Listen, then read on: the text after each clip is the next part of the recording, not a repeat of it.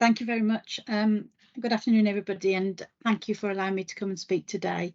It's quite timely with it being Falls Awareness Week.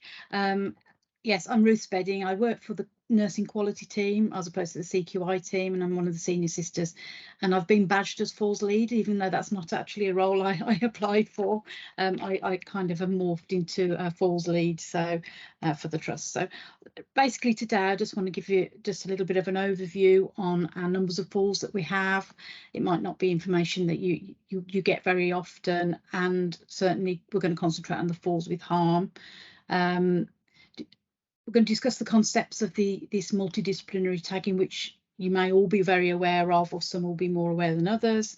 The challenges that comes with it for us all, a brief patient story, and then the best ways that you could support with the initiative. So I'll just start. Okay, then. So just a bit of background. So in the last 12 months, we've had 1,587 falls. 282 of those were with harm, and 35 of those were with severe or moderate harm. And I've just put a couple of definitions there. So this is really taken from the duty of candle guidance in terms of moderate harm and severe harm, what equates to what. So moderate harm, as you see there, causes significant but not permanent injury, whereas severe harm causes a permanent lessening of bodily, sensory, motor, intellectual function. So MDT tagging, it was introduced approximately 4 years ago, we think, so a good 2 to 3 years before my time at RWT. And it was an initiative designed to help prevent our highest risk patients from falling, so not just those at high risk, but the ones that almost certainly will fall if they're left unattended. And in essence, a member of staff will stay in the bay, aiming to provide an uninterrupted line of sight of these highest risk patients. So it's used for patients with complex cognitive dysfunction, delirium, patients with alcohol substance withdrawal, all those patients that just display these high-risk behaviours where they may try and stand and walk and they're not safe to do so. So a tagged bay could be in any of the bays on the ward. My argument is it probably shouldn't be the most highly visible bay. If it's been tagged properly, the bay could actually be anywhere. That allows more bays for the other patients that don't need to be tagged but need a closer eye on. But as you can see, there's a sign.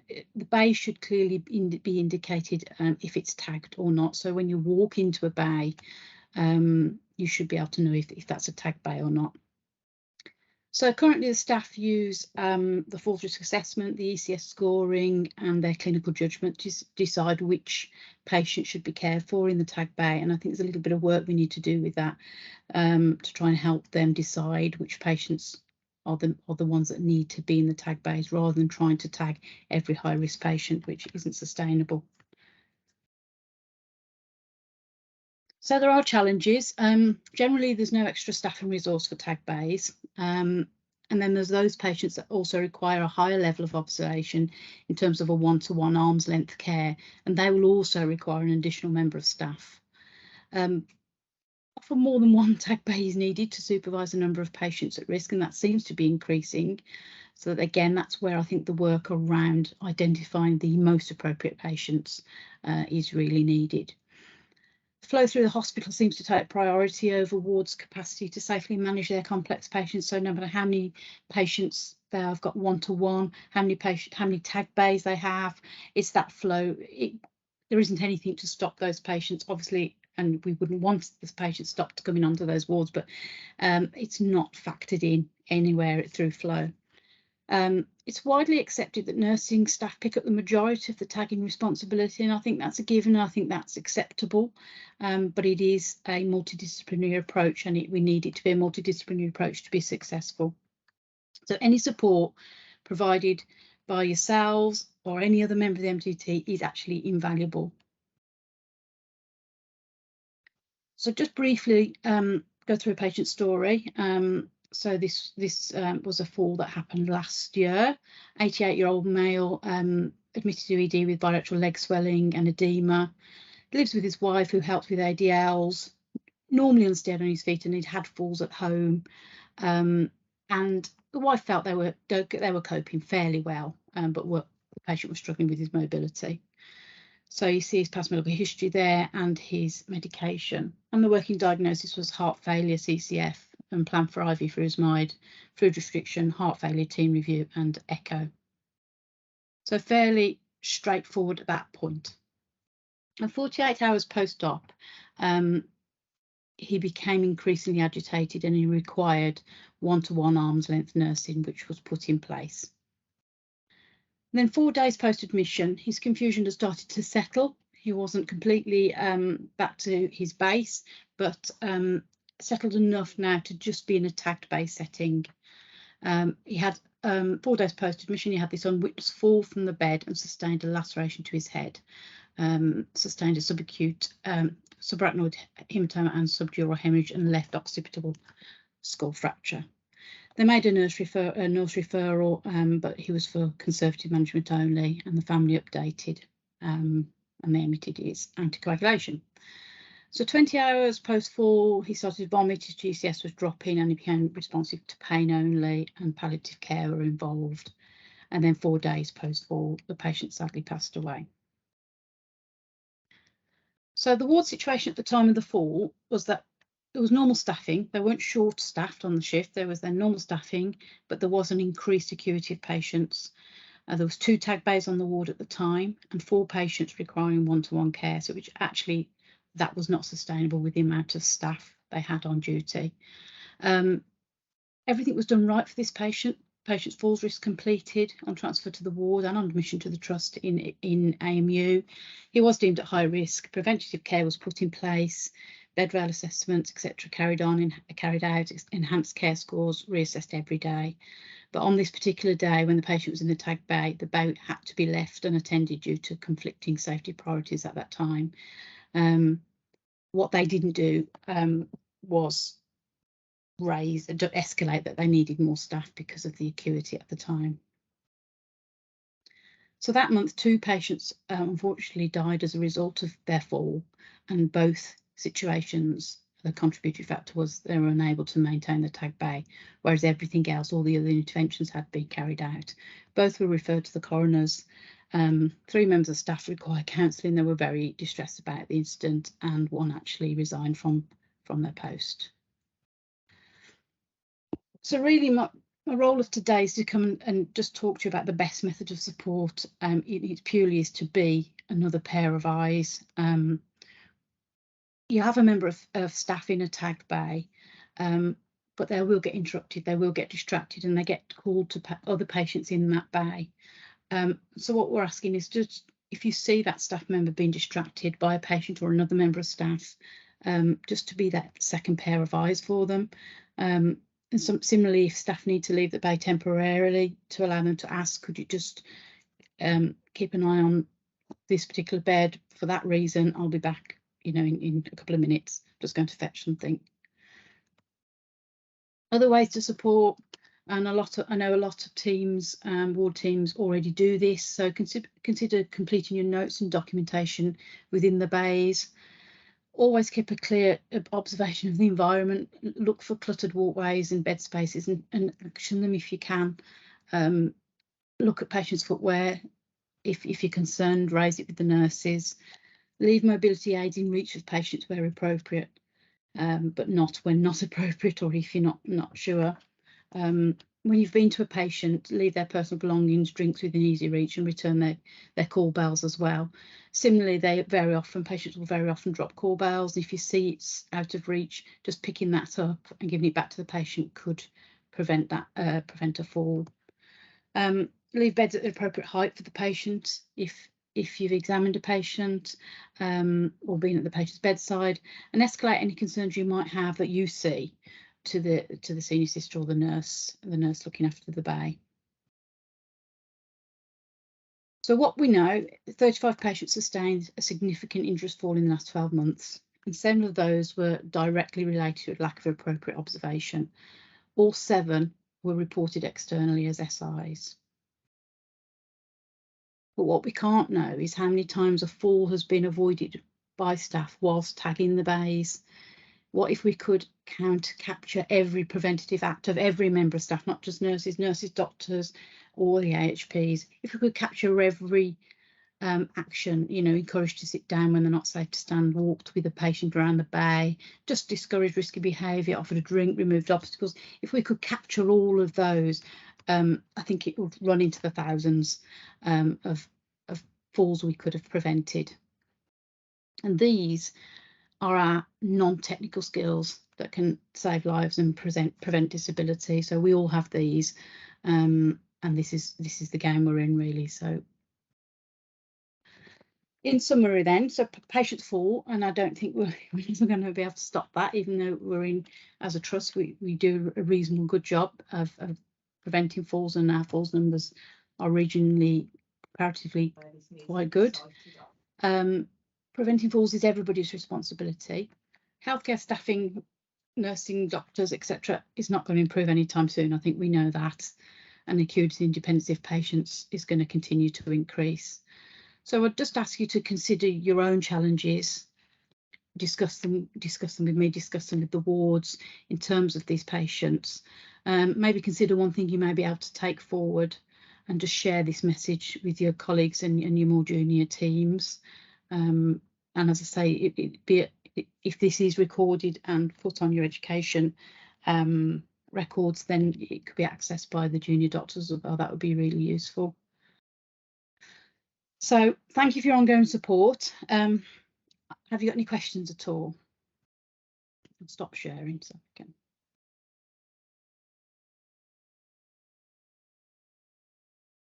Are there any questions?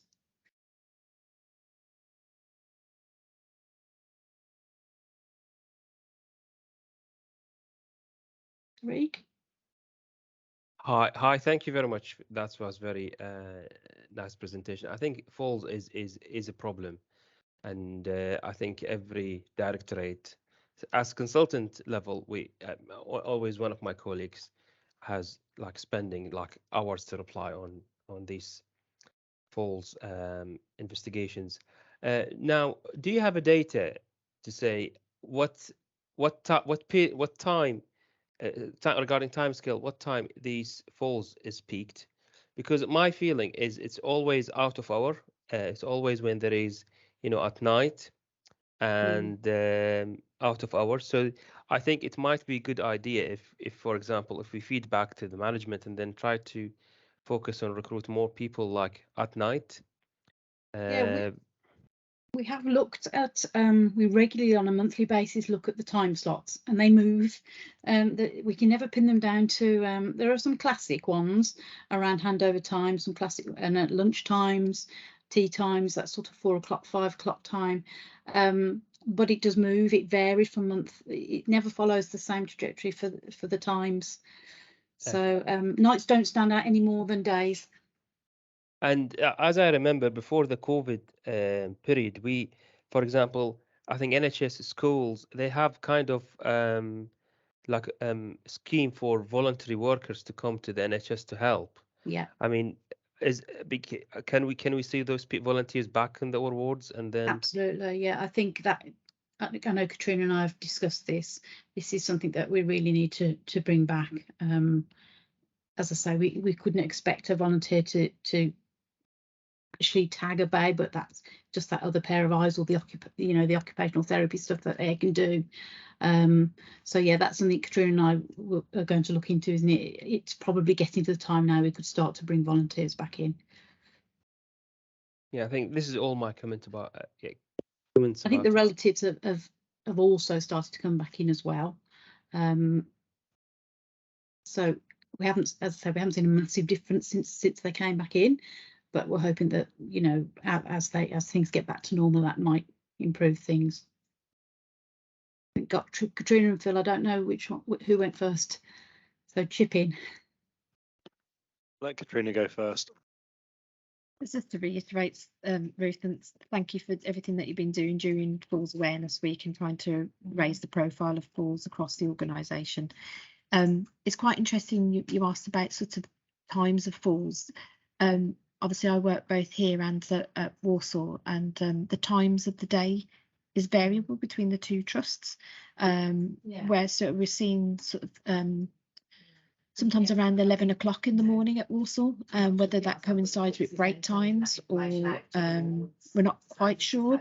We've definitely seen a correlation where there's a sort of bottleneck of nursing activity around tea times and, you know, multiple things going on at the same time. And it is about that sort of thinking of things a little bit out of the box, how we can do things differently to not only around falls, but improving other things. You know, it's about the bottlenecking that sometimes that we see during the day for nurses. Yeah. Bill? Brill, thank you for the presentation. You know, this is me with my geriatrician hat on now. I think we all think of falls as being relatively benign acts. It's like, oh, someone's fallen over and you kind of shrug your shoulders. Actually, as a geriatrician, we support the trauma and orthopedic docs with their hip fracture or femoral fracture work. We know that your 1 year mortality following a hip fracture is somewhere in the region of 25 to 30%. That is an absolute disaster for the patient, and a significant proportion will never again regain the level of independence that they had before. Now, older adults was the pilot wards for when we first introduced tagging, and I think actually I can quite confidently say that culture is pretty well embedded now. Now, for colleagues working in other specialties around the hospital, I don't know if that culture is as well developed. It's really difficult because obviously we've talked about injurious falls today, but as you said in your presentation, we don't know how many we have prevented by tagging. It's a culture change, and this is really important because actually none of us come to work for patients to come to harm. We come here because we're good folk and we want to do the best for them. And actually, it's, you know, this winter in particular is going to be really tough. The health service in general is in a really bad place at the minute. And all we can do is pull together about the things that are really important. I think this is one of those topics that actually all of us chipping in, supporting one another, hopefully we're going to end up preventing a lot of avoidable harm, which we don't want. And as you said, it can have a huge impact on the staff members involved, because actually that's not what they come to work for. No. Thanks, Phil. Is it Anthony? Dr. Aki? Yeah, thank you for bringing this to a general audience. It's a very important topic. Again, putting on the hat as a geriatrician, we should look at preventing falls in hospital. And part of preventive falls starts from when patients come in to keep them moving. Okay, we need to invest on getting people moving. Once you are in bed for 1 or 2, 3 days, the first time you get up on your own, you are more likely to fall over. So it's not about tying people to a bed or to a chair. It's about getting every opportunity to get them up and move them. I'll stop there. Thank you. No, totally agree. And it's that balance, isn't it, between keeping them safe and stopping them becoming deconditioned. So, yeah, deconditioning starts the minute the patients arrive into ED, I believe. So, I just wondered if anybody would, you know, as doctors, if there is a way of identifying these patients, a very visual way of identifying these patients, would that help as you go about your daily work?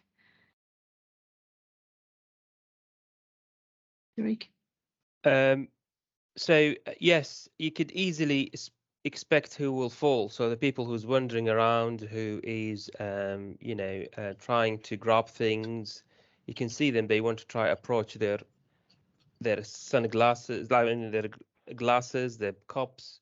You can expect those people will fall. We received lots of people, unfortunately, like during the last 5 years. I think the people with cognitive impairment, I can see them more in our GIM ward, general medicine. Yeah. The issue, as you spot on, is ideally those patients should need one-to-one.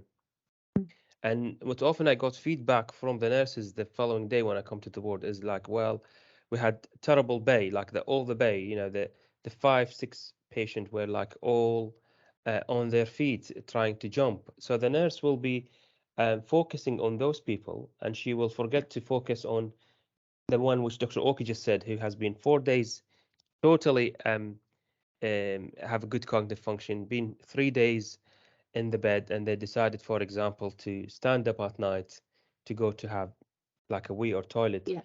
I personally, for example, try to avoid we avoid giving diuretics at night for people. That's the general rule.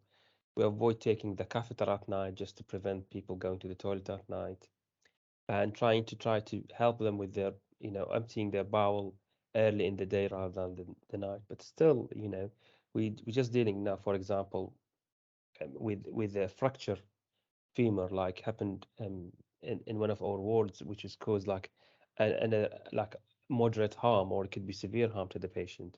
It's unpreventable. So that's why I think the best way is try to focus which time is those falls are more, and then try to bring voluntary work, paid work. You don't need to get like a nurse. I know it's very difficult to get like 4 years qualified nurse to do this job, but at least to get like some other healthcare assistant just to babysit the patient, I think Yeah. that's the only way. Katrina? I agree, obviously, around the conditioning of patients. Phil will obviously know about the project that's obviously been running on C19 around what we're calling our Eat, Drink, Dress, Move to Improve, which is the trust version of what will be NPJ paralysis. And we're planning to do a launch hopefully in the next couple of months, really, across the board. And it's a start of a journey around behaviours and cultures that, when the patient's in A&E, that does the patient need to stay in a gown? Can we get them back dressed again before they move to the ward? And that when they're on the ward, if they're sitting out of bed, why are they not dressed?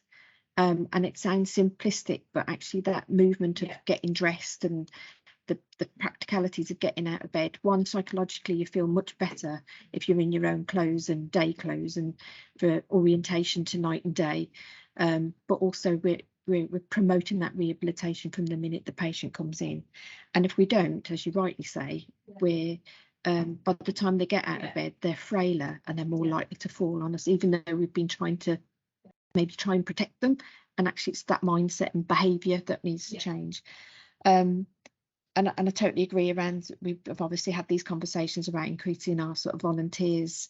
A question for myself really is that if for your ward areas, do you know which bays are your tagged bays? Because is there anything that we need to do to make it more explicit for signage, etc.?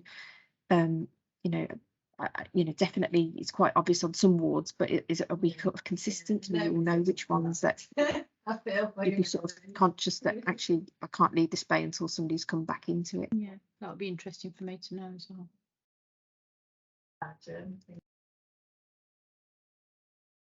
So, for example, I could answer this for all the C25, C24, and C17. We know which is the tag bay. So it's the same tag bay since like I started working in New Cross, and so that's and basically it's the two bays which is the nearest to the nursing station. Unfortunately, there is some factor we can't change, is the design of our wards. So this is an old design, very nice design to be honest with you, but it's not like fall friendly. So the closest two bay to the main station is always the tag bay, as I understand from other wards also. Yeah.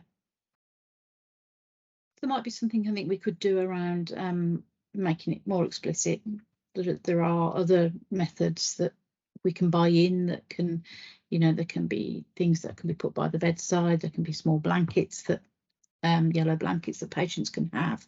For those patients that are tagged, we could use those to identify the higher risk patients. So when you walk into a tag bay, immediately which is the highest risk patients to focus on or keep your eyes on. So there are things we can do to make that more explicit if we think we need to. Dominic, did you have a question?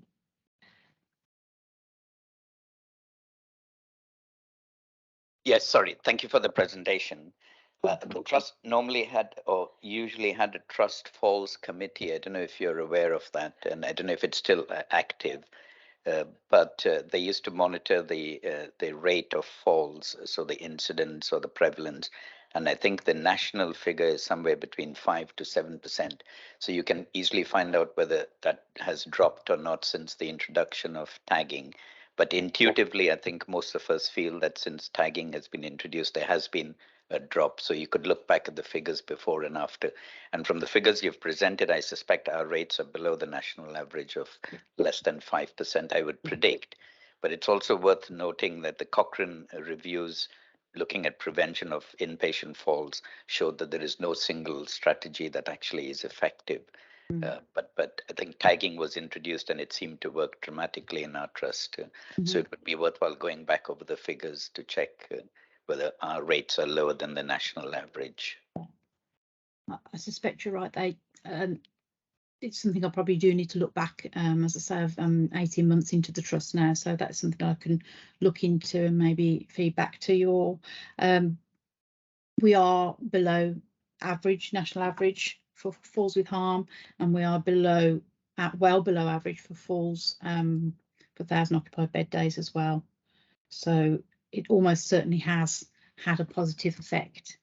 I think it's just to reiterate that, that all in it together, or let's all be supportive and pulling together and pick up on these little things that might just prevent a fall.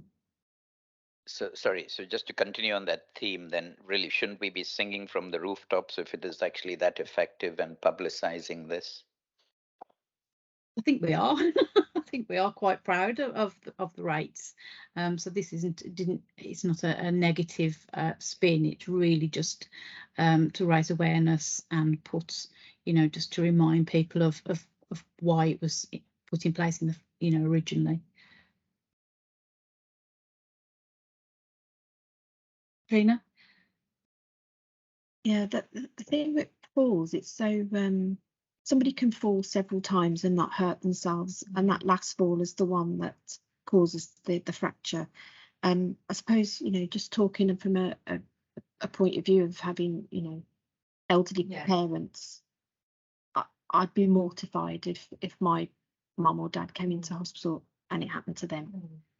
And even if we're like, regionally looking really good with our data, it's that kind of, I don't want it to happen to any of our patients, and I know we're never going to get to zero. I am realistic, but the lower we can get it, I'd love us to be the best in the country at this, that hardly ever anybody hurts themselves while they're in our hospitals. That would be, that's the aim, and we are on that trajectory to get there. We have definitely improved, and we look really healthy if we look at trusts around the region, for sure.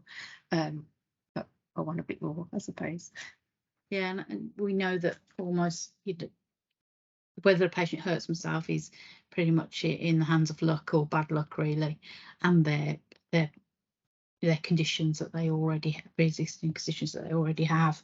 There's no way of predicting those that will sustain injury or not, because that would be we can identify those that potentially would sustain an injury, but it's quite a complex thing to do.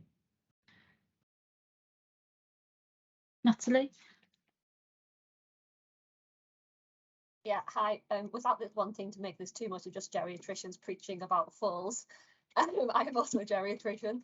I suppose I wanted to say, we're talking about falls with harm and falls with no harm, but I don't think there's any fall that has no harm. No. They all cause harm to the patient, and even if it's just the psychological, that the patient then becomes afraid of walking, and that's going to make it more likely that they're going to fall.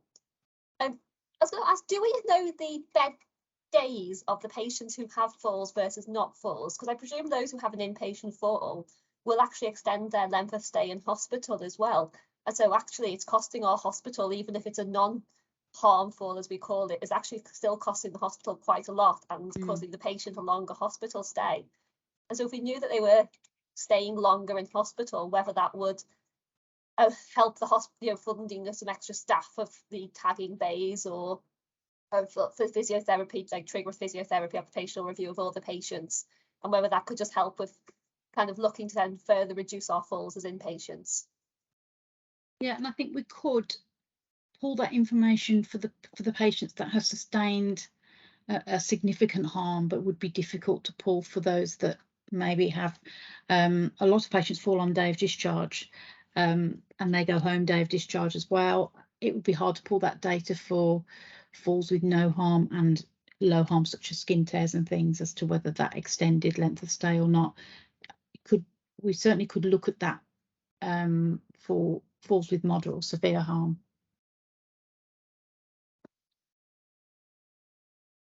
Thank you.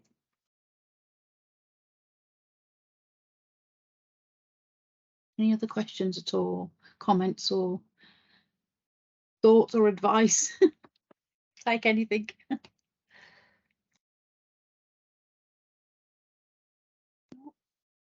Okay, well, thank you for taking time to listen to me and have me come and talk to you about it. And yeah, carry on with the brilliant work we're all doing. Thank you very much. Thank you for talking to us today. Thank you. Thank you. Thanks. Thank you, everyone. Thank you. Bye. Thank you. Bye. Thank you. Bye-bye. Bye-bye. Bye.